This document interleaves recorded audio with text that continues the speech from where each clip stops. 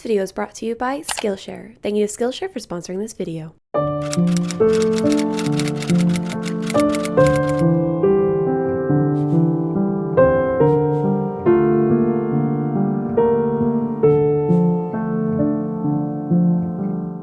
Hello, I'm Cass. Welcome back to the channel, and welcome to a very exciting 24-hour readathon, made all the more exciting by two people that will be joining me. First off, Katie, of course, as well as Mackenzie, and I will have both their channels linked below. They are joining via FaceTime call, and we had this planned out for quite some time, and we're all going to be reading some like wintry books, cozy sort of vibes, and I'm just so bloody excited about this readathon. I have kind of an ambitious TBR. I have 2 entire novels, a manga, a novella, and then the second half of a book that I'm in the middle of that no one should be surprised about. But I thought we could walk through them together, and I actually bought a couple of these books that I thought we could haul together as well, because over the weekend I went to the New Romantics bookstore. It is Orlando's first and only full romance bookstore, and it was such a delightful experience. I went during the grand opening and bought a book that was on this TBR, and that book being Love Light Farms by B.K. Borison.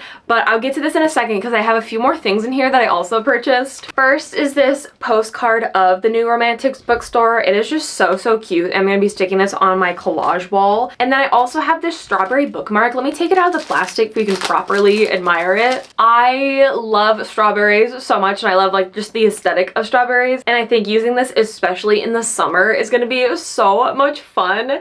And it's just so cute. I could not pass up buying this. Now, back to talking about Love Light Farms. It has one of my favorite tropes ever, which is fake dating. Fake dating, it just gets me every time because the yearning and the longing, and just, I love it. This book follows Stella, and she owns a Christmas tree farm, and it's on the brink of financial ruin. So in order to save the Christmas tree farm, she enters this contest, and so to try to compete and lure people in to vote for her, I guess. I don't know if it's like a voting thing or like what exactly it is. Stella recruits her best friend Luke to fake date her, since on the application for this cash prize giveaway, what have you, she lied to make the Christmas tree farm sound like a more romantic destination for people. And it seems like Luke has always been in love with Stella, because it says, fake dating his best friend might be the best Christmas present he's ever received. I am so incredibly excited about this book because it's also part of a companion series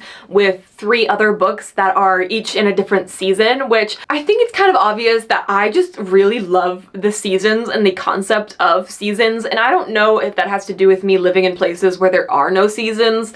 So just the changing of the seasons is so romanticized because I don't get to experience it. But the thought of a book series where like each one takes place in a different season, I'm like utterly obsessed with.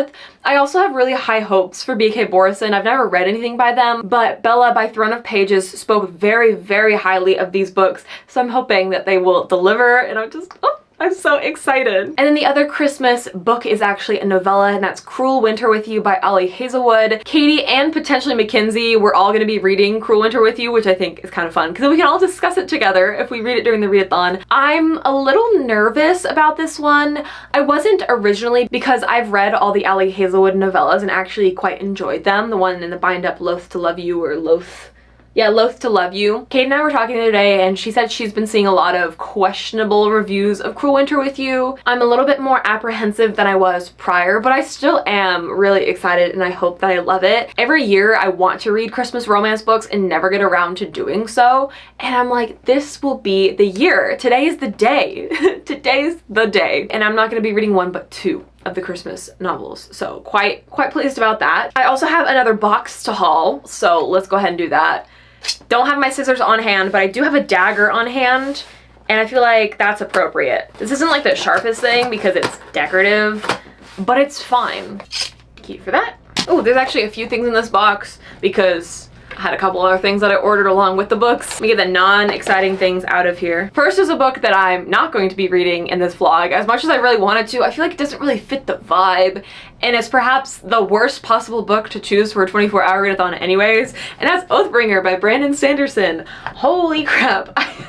This is so nice. This has some good flop. If you don't know, I'm a reformed floppy paperback hater because I freaking love floppy paperbacks now, especially like really long ones like this. So exciting. I know I already own this entire series, but I don't have the US covers, and it's really satisfying to read books that are this long all in one go versus having it in part 1 and part 2. This will probably be the very first book that I pick up in the new year, so be on the lookout for that vlog because, yo, I'm so excited about this. Wind and Truth is out, and I'm getting such FOMO. It's not even funny, but it's my own fault for not pacing myself better throughout the year by reading this series. So enough about that though. That's for, like I said, another video. But the book that I am going to be reading in this vlog is Welcome to the Hyundong Bookshop by Hwang Borum. I didn't realize that this was by an indie author, but the cover, first off, is like phenomenal. A little commotion for the book cover.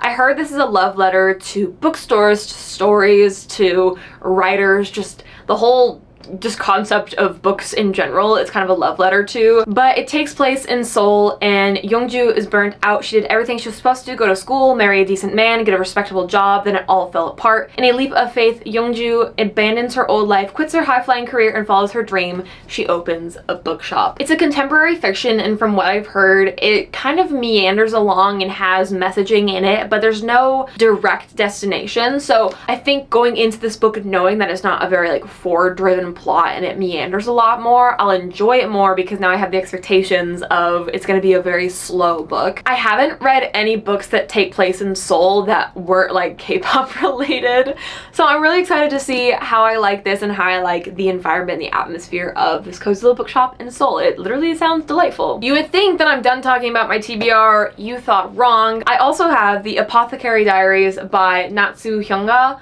I don't really know what this is about. She's trained in the art of herbal medicine, and then something happens and there's romance and poison and mystery. So yeah, it's so fun. I've been in a mood to just try out and like dabble in other mangas. I'm still trying to chase the high that Freyrin had given me, but alas, it is a hard pressed thing to find. But I've heard really, really high praise about The Apothecary Diaries. And once again, Bella over at Throne of Pages has also raved about this book. I think it's one of her favorite series. Obviously nowhere close to One Piece, but I've heard very high praise from her, so I'm excited to see what this is about, and maybe this will be a new fave, or maybe it'll just be one that I really enjoy almost on equal level to Freyrin. And then the last book that I have on my TBR is a reread for me. In fact, it's like the third reread of this book just this year, which, if y'all have watched any of my videos, you know exactly what book I'm talking about, and that is Well Met by Jen DeLuca. This is a Renaissance Festival romance series, and there's 4 books, and I love them all so much.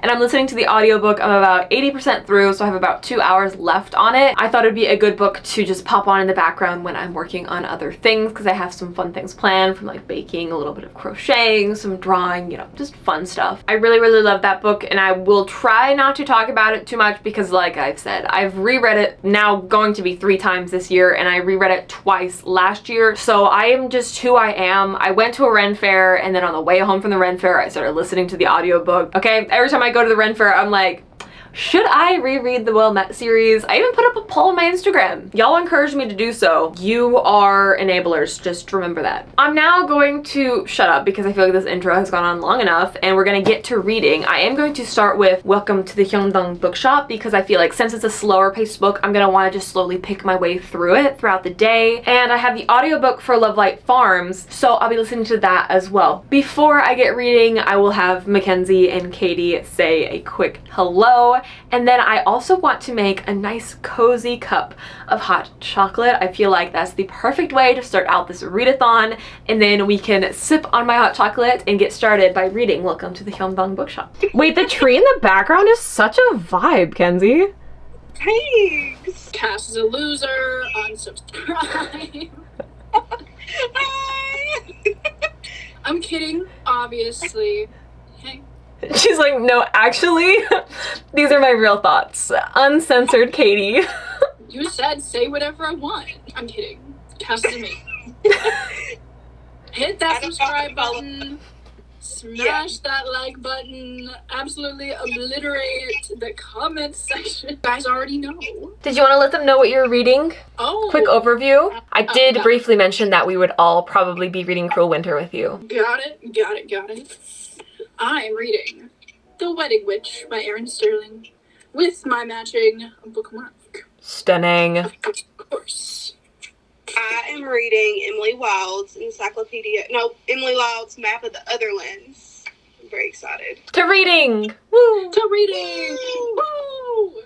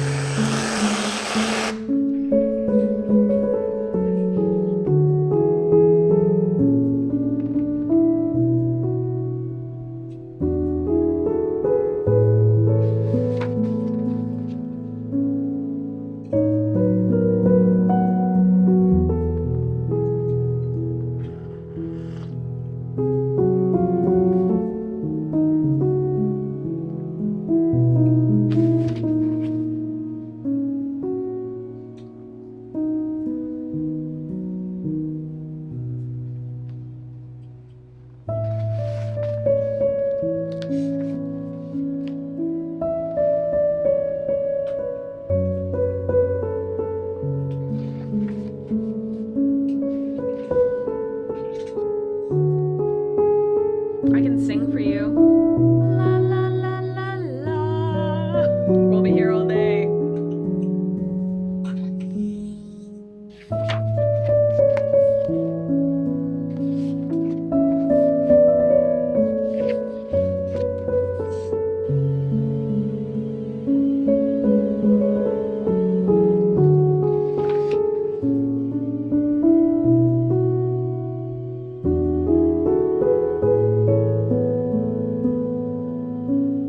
If it looks a little dark in here, that's because it kind of is. It was raining for a little while and now it's really overcast, but now it just feels like it's so late.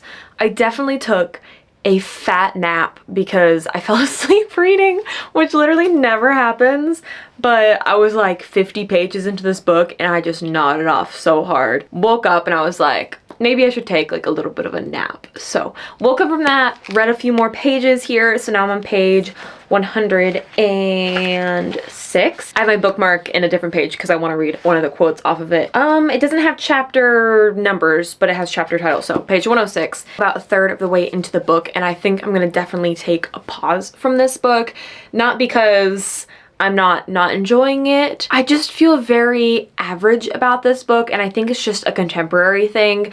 I don't often pick up contemporary fiction. They're not typically my cup of tea, but I've been pleasantly surprised by some, and I'm always trying to at least semi-branch out with my reading, maybe like dip a toe in, but not fully going out of my way to pick one up. It's more of this sounded interesting and I thought I'd give it a shot. Like I said, I'm not feeling swayed either way in terms of enjoyment level with this book.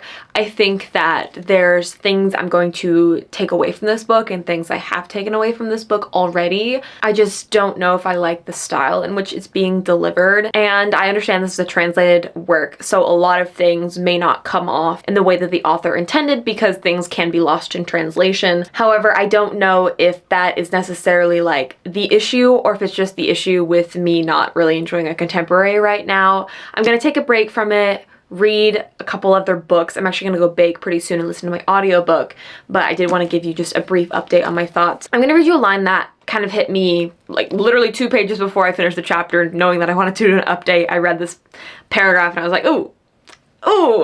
But each of our characters are going through something different, but it's all just heavy topics. We have our main character, Yeonju, who opened up this bookstore, and she is dealing with the fact that her parents don't like what she's doing with her life, and they're just really disappointed in the choices that she made and don't want to speak to her. Then we have another character named Minjun, who works as a barista at the bookshop, and he basically excelled in school. He did everything right, and then when he went out into the job market looking for a job, it's been 2 years and he wasn't able to get like a respectable job, so he's now just working as a barista at a bookshop, which obviously there's nothing wrong with, but once again, expectations from parents and peers were, you know, expecting him to excel in some way or another, and he didn't. And then we have another character who works at the place where they get their coffee beans from, and she's going through difficult times with like her husband, so there's just like a lot of life stuff, which I should have obviously realized going into this book because it is a contemporary. I just feel like it's been so long since I've picked up a contemporary like this that I forget that it's so rooted in reality that it's hard to escape from reality by reading these books, and I think that's the biggest thing that typically leans me away from contemporary, because even though there's things I can take away from this book, messages that I can reflect on in my own life, I still just feel like it's too rooted in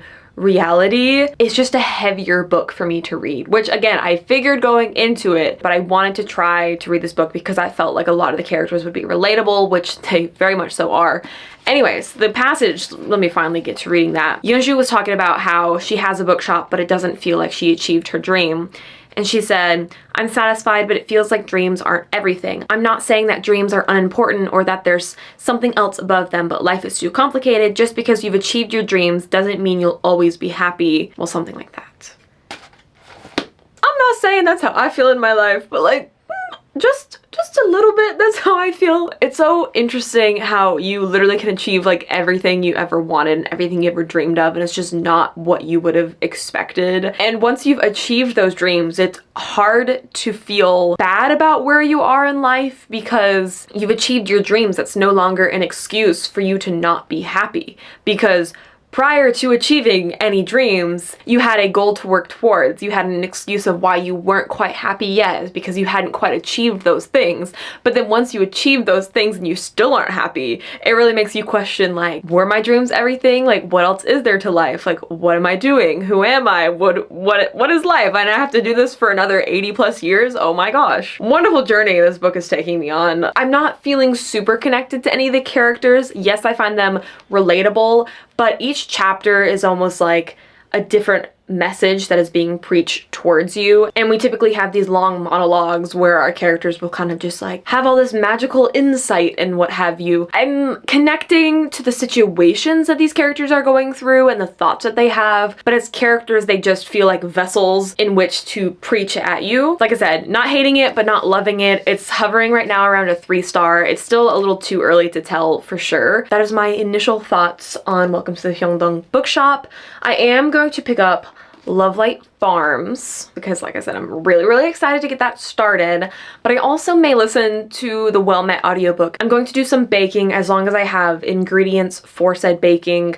I think I'm out of chocolate chips, so I might have to settle for snickerdoodles, which honestly is not even settling because I love snickerdoodles. I'm very, very excited. So let's go ahead and do some baking. Katie and Mackenzie are still on FaceTime. We haven't done like an update talking to each other in a little bit, so while I'm baking, I'm probably gonna chat with them and see how their reading is going so far. So far for me, it's been a little rough because like I said, I took a fat nap, so I think that hot chocolate put me like straight to sleep. I'm not even gonna lie, but let's go make some snickerdoodles.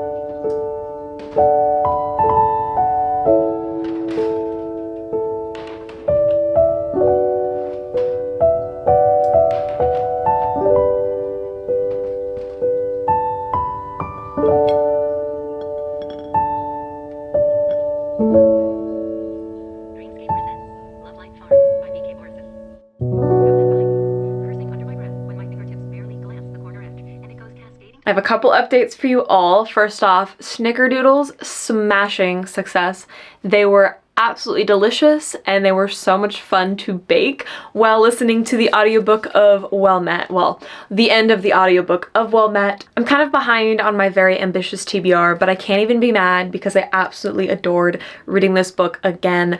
I stand by the fact that Emily and Simon are the most insufferable characters ever to follow, but then by the end I'm like, oh my god, wait, I love them so much. And then getting to see them crop up in future books is so delightful. But since I've reread this book 5 times in the span of 2 years and have talked about it multiple times on the channel, that's all you're getting from me about this book. However, still on the topic of romance books, I started Love Light Farms, and y'all, it is so bloody cute. I almost instantly got that feeling that I get when I read romance books that I know I'm going to love, and just the writing is like cute but not too cheesy, and the romance, you just know it's gonna be just so good, especially because this is a friends to lovers fake dating situation where they both love each other but just don't know how to communicate that, and it's just so cute. And the small town that they're in is impeccable. I love small town vibes, and I also was just so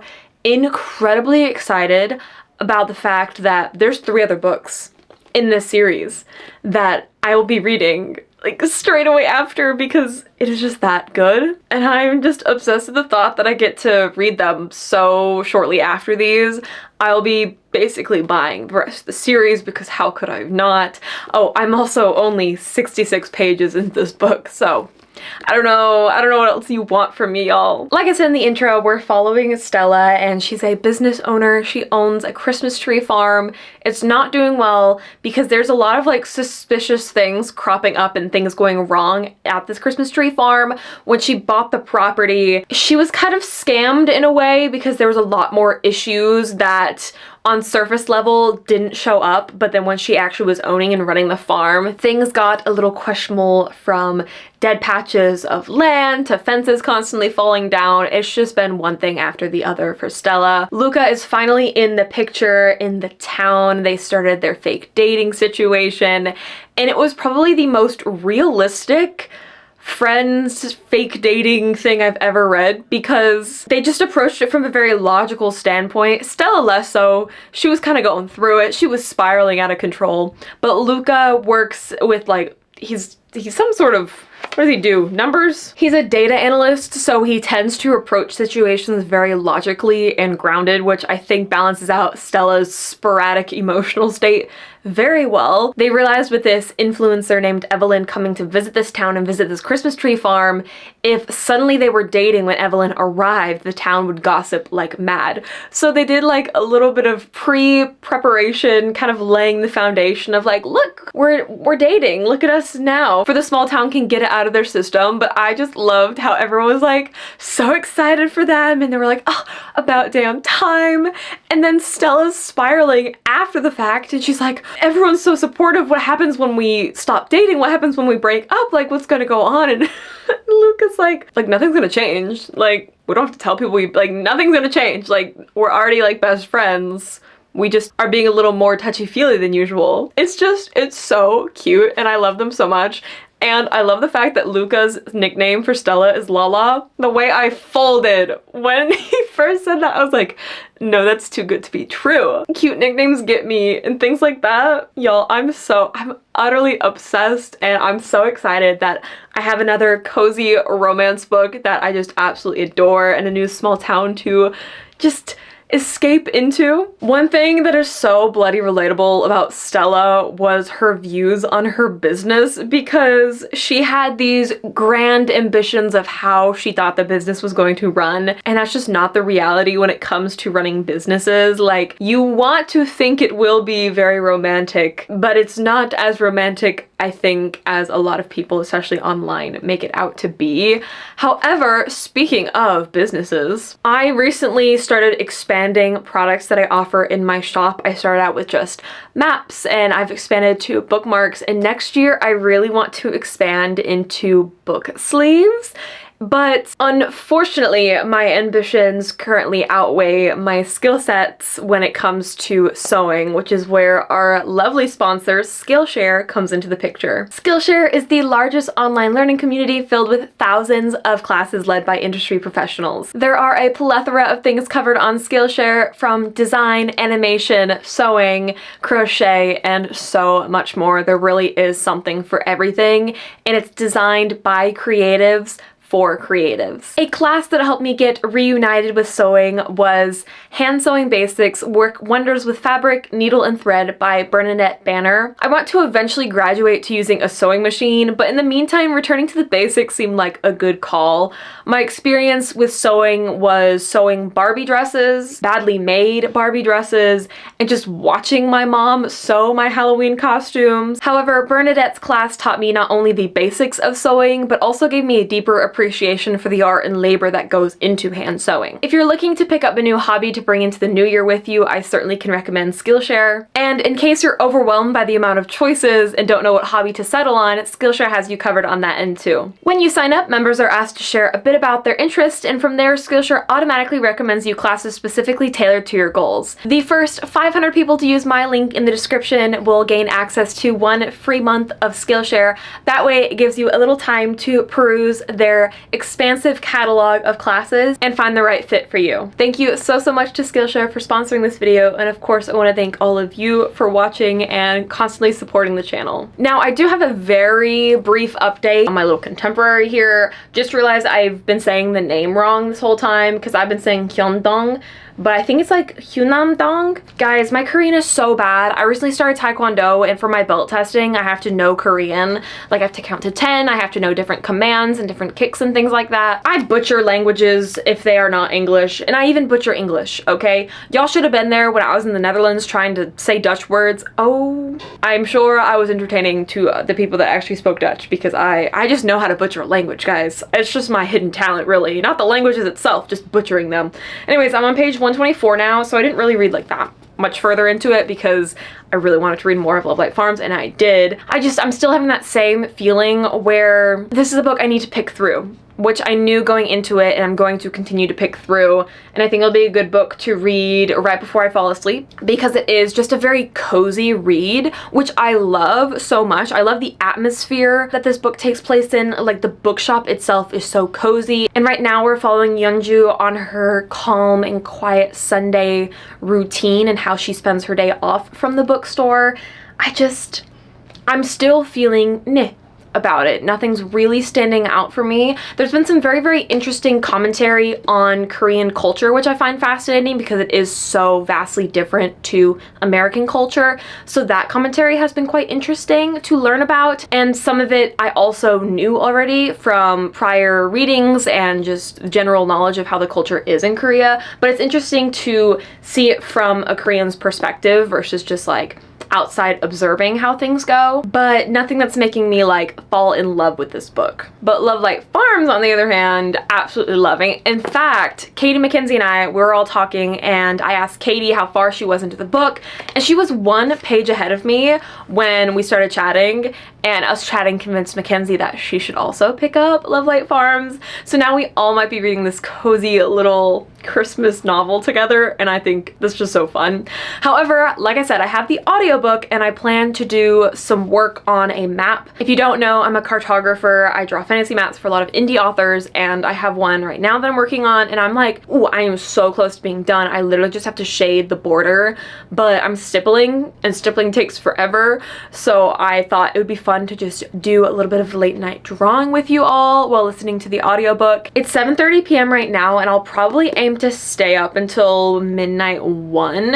It honestly depends on how late Mackenzie and Katie are gonna stay up, because I feel like it's easier to stay motivated to stay awake when I'm hanging out with people. However, before doing that, I kind of want to get more cozy, because as much fun as it is to have my hair all cute like this style gives me kind of a headache, and it's starting to really kick in, and I would also love to just take my makeup off and get into some comfy clothes and truly just settle in for the night, especially since I'm gonna sit here and do some drawing for an hour or two. Along with finishing this book tonight, I would also really love to read Cruel Winter with you, but we'll just see how the winds are blowing and how I'm feeling as we get further into the night. I did take a nap today, like I said earlier, so I have a little bit more energy than I typically do, but it's also really weird because I've been really consistent with going to Taekwondo and working out. Like, I've worked out intensely for like 4 days in a row, because I went to an open gym volleyball Saturday and Sunday, and I played for 6 hours total, split between the days,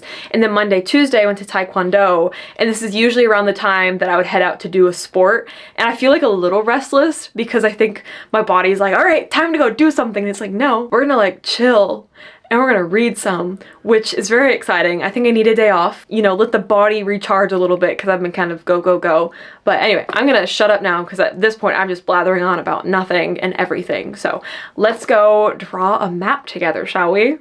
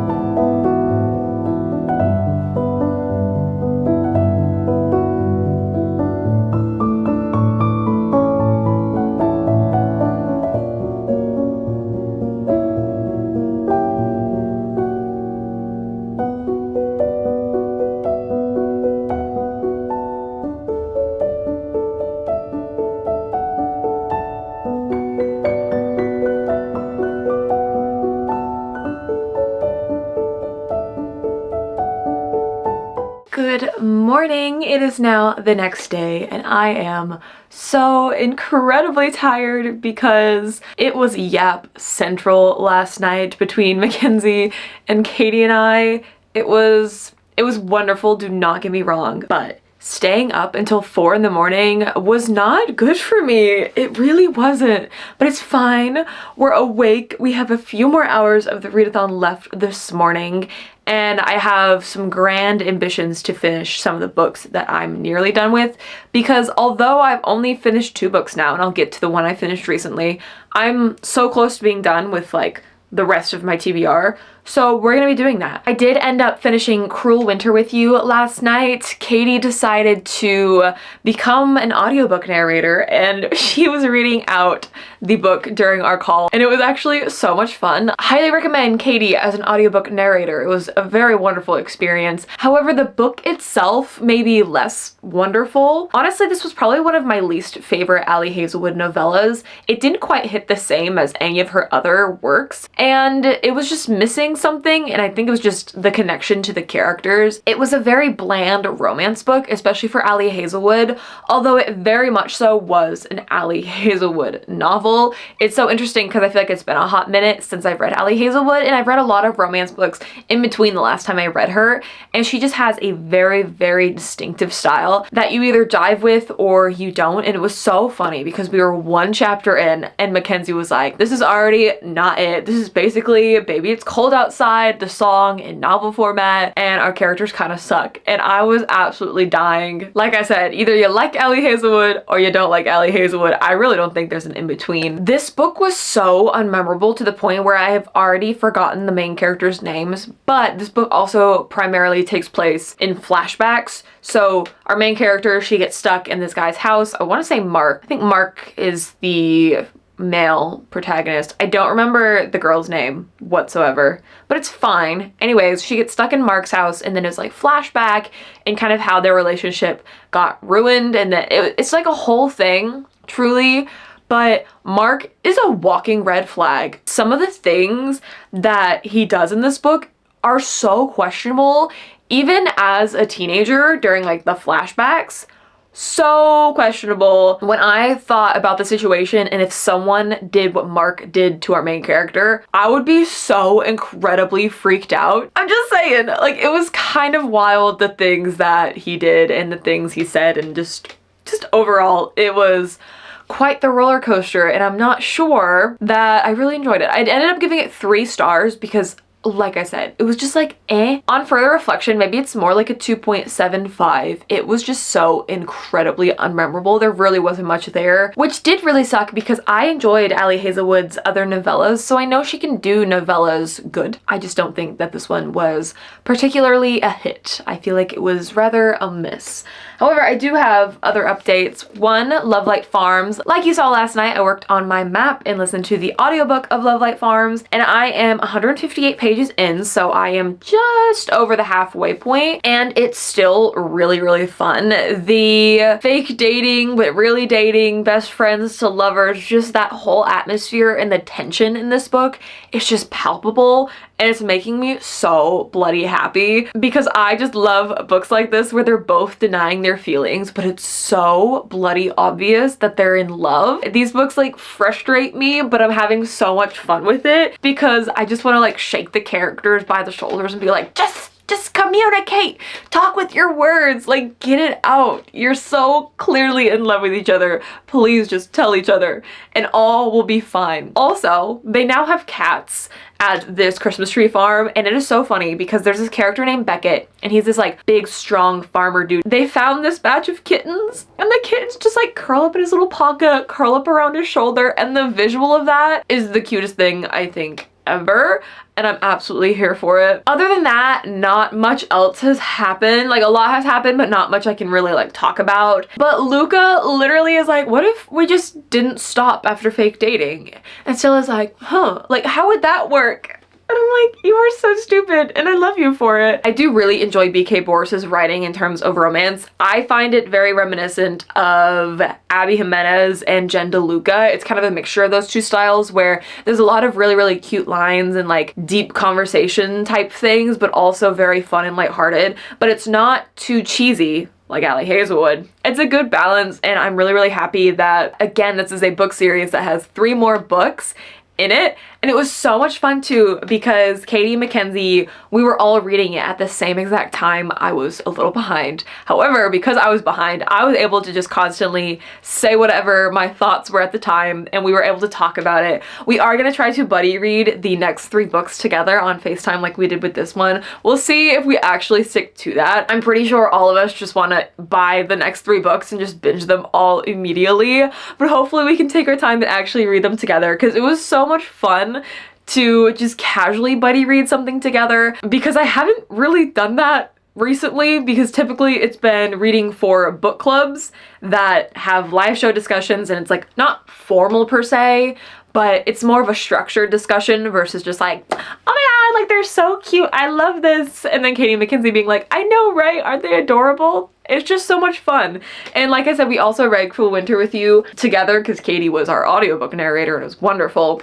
And that was also just a delightful experience. Like seriously, this has been so much fun. The day is not done, and we are not done. Like I said, I have a few more hours, and I have very, very ambitious plans to try to start and finish this manga, which is my next task at hand.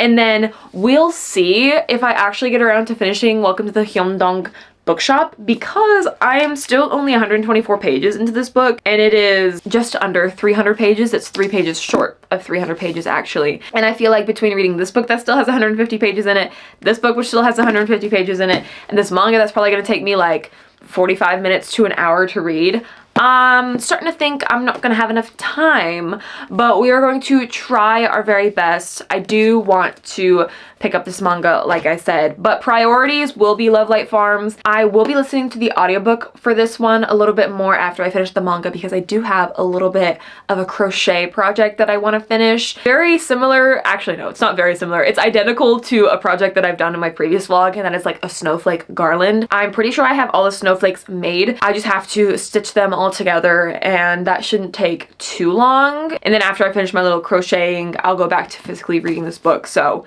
priorities, manga, book. This one less so. I'm almost tempted to DNF it, I'm not even gonna lie. We'll see. If I don't finish it today or get any further in it today or tomorrow, I might just DNF it. I'm not loving this book. I'm feeling very, very indifferent about it, and I don't want to hate it. Like I said, I'm still getting things out of it. I'm not a contemporary fiction girly, and I should have known better, but what can you do? But let's go ahead and sit down and read The Apothecary Diaries, figure out what this is about. I'll try to read a little bit more of the bookshop book, and then I will listen to the audiobook and try to read some more into this as well. So lots to do this morning, not a lot of time, but I'm going to try my very best.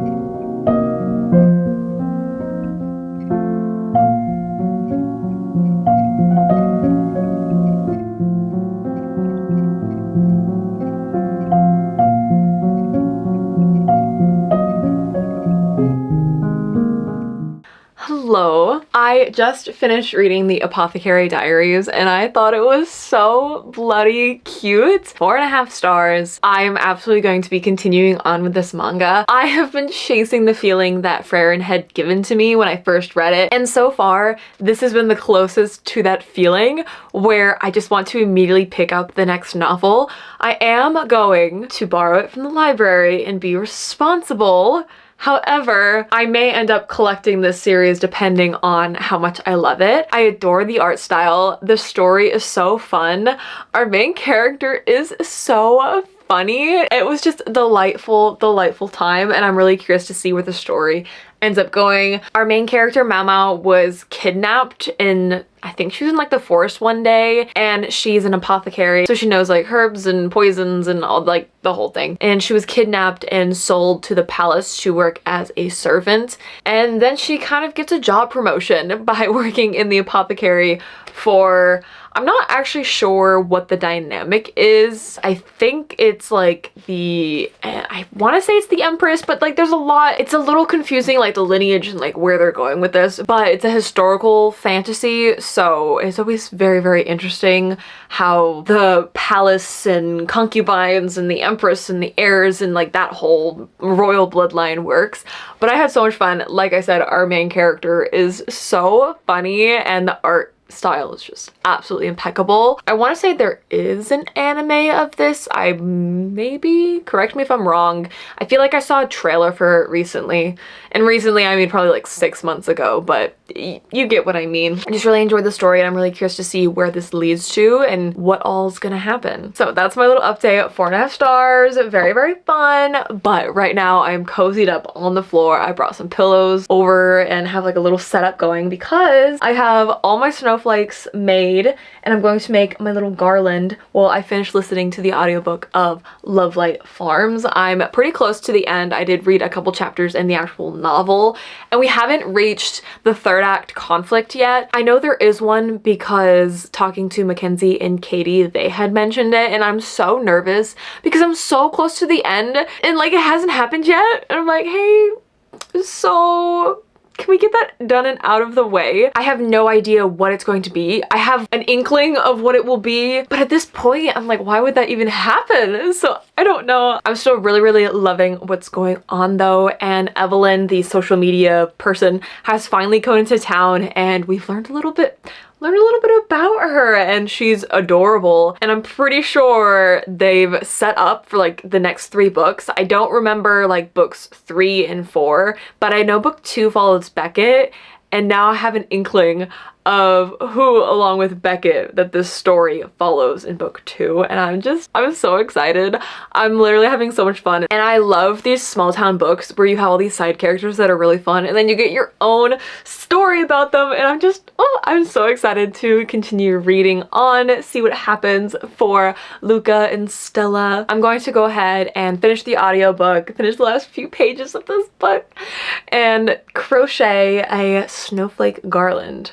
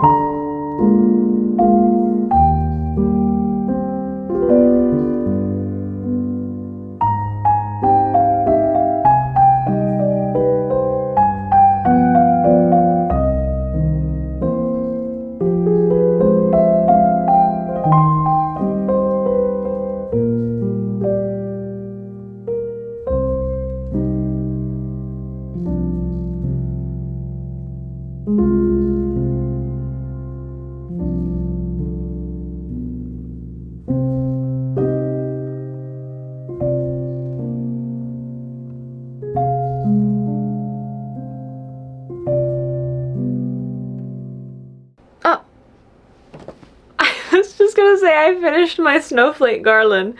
But then I look and there's this like gaping hole where I think I was supposed to put a snowflake. And I don't know why I didn't. So this still has some work to do, it looks like, on it. But you know what? It's fine from here over. Look how cute it is. I'm so excited.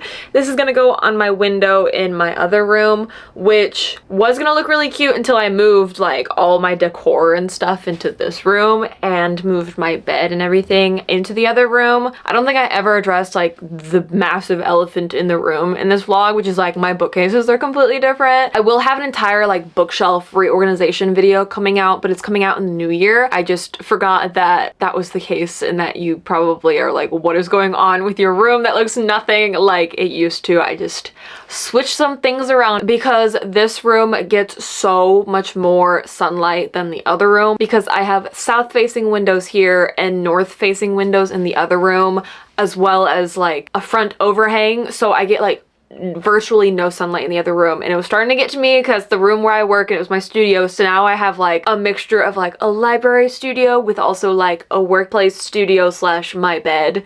It's a whole thing, but I'm still gonna hang my cute little snowflake garland up in there for just a touch of decor, even though this is now the room that is my new hangout spot. I also haven't moved from the floor because I'm kind of comfy down here, I'm not even gonna lie. I did finish Love Light Farms and thought we could talk about it and then wrap up this vlog because it's been a lot of fun, but the 24 hours is up, so my reading is done. I really liked Love Light Farms. I ended up also giving it a 4.5 stars.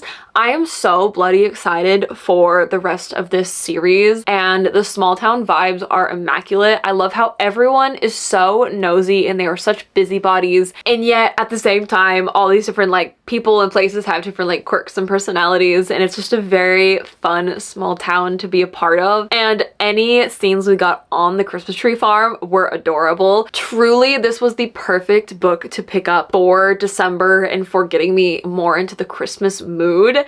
I'm just so happy that I got the chance to read a holiday book during the holidays because I've always wanted to pick up a Christmas book around the holidays. I just never got around to actually doing it until now, and I'm so happy, and I will probably reread this come next Christmas because the vibes are immaculate. I also think this series has potential for a new 5-star romance from me. It wasn't quite this one, but a 4.5 is still really high. I just don't think it's a new favorite, but like I said, I feel like there's potential. Maybe the fall one, the one that takes place in fall. I don't know, we'll have to see, but I'm very excited that I loved it. Now I'm going to talk you through the 3 other books that I finished and the 1 book that like didn't get around to finishing. I just talked about The Apothecary Diaries, also 4.5 stars. I will 100% be continuing on with the manga. I kind of want to watch the anime too. I'm kind of in that mood where I'm like, do I want to watch a couple episodes? We'll see what I do, but for sure we'll be continuing on this series. Finished Well Met. I was already kind of in the middle of it though, so does it really count? We're counting it because it's me and it's fine. It's not that big of a deal. I already have Well Played, which is book 2, borrowed as the audiobook for I can listen to it while I continue to work, and I'm so excited to do this reread, y'all. It wasn't supposed to happen, but now that it's happening, I'm not gonna complain. I also read Cruel Winter with You by Ali Hazelwood. I know I said earlier it was a 3-star, potentially 2.75. I think I am gonna drop it to a 2.75. It was just so unmemorable. It was kind of cute, it had its moments, but Mark literally was the biggest red flag I've ever read about. So it kind of made me more uncomfortable than like, oh, it's a cute little romance thing. Especially because Love Light Farm had the same trope of a long-time friend, like 10+ years of being friends to lovers. And although it's hard comparing the two because Love Light Farms is a novel and Cruel Winter with You is a novella, I feel like the way it was developed was so much better in Love Light Farms, and the satisfaction was just so solid as compared to Cruel Winter with You. It felt so much less impactful, and I'm also just such a sucker for longtime friends to lovers, and I think Love Light Farms did that so well. They can't compare. Truly, like, one is certainly better than the other. And then the other book that I didn't quite manage to finish, but I came very close to being able to finish, Welcome to the Hyundong Bookshop. Still on page 124, didn't make it any further. I think there's things that everyone can take out of this book. I just don't think I'm a contemporary fiction girly, and I will have to pick up this book again when I'm in the mood for it. After I picked up Love Light Farms, all I wanted to do was read really cute romance books, and I didn't want to go into a slow contemporary fiction, but hopefully I'll end up finishing this book and won't end up DNFing it. We'll see. I'm not actually sure, but it's fine. Everything's fine. Right now, though, I know it's really early to say star ratings. It's feeling like a 3. It's just very average, I would say. I know I've said like my in-depth thoughts about how I feel about the characters just being vessels to preach at you, and I still stand by that. Hopefully it gets better. Maybe I'll feel more attached to the characters by the end, but being 120 some odd pages in and not feeling super attached to the characters doesn't really bode well for me. Before I say goodbye, I thought I would allow Katie and Mackenzie to say a quick goodbye, so I'm going to go ahead and have them say whatever tomfoolery they're gonna say. You can say goodbye. My God, bye! Bye! So, make sure to obliterate that like button, absolutely murder that subscribe button. It feels ingenuine, or what's the word? Insincere? Insincere, close enough, after you did it for the end of my vlog. Fake. I feel like I'm just parroting you at this point. Imitation is the highest form of flattery, so Yeah, it's fine. and I do live to flatter you. Oh, pair of a tie. Don't Actually, tell the no, I clave. Oh wait, will it do the thing now? Since I'm on my phone. Oh my God! That's how I feel. And that is about what I expected. I'm not even gonna lie to y'all. So thank y'all so much for watching. I really hope that you enjoyed hanging out with Katie, Mackenzie, and I. And of course, I will link their videos to their 24-hour readathons below when they come out. I just had so much fun filming this video and reading these books, and it really got me more into the holiday mood. I've been so busy and stressed about everything going on in my life that I haven't even had time to think about the holidays, and usually I'm such a holiday and Christmas girly, but I've just been so stressed I haven't even had the chance to get into the spirit. And reading these books and filming this video really helped. Christmas is in a couple days when you're seeing this, so I hope y'all all have a wonderful holiday spent with people that you love, and I really hope to see you in the next one. Toodles!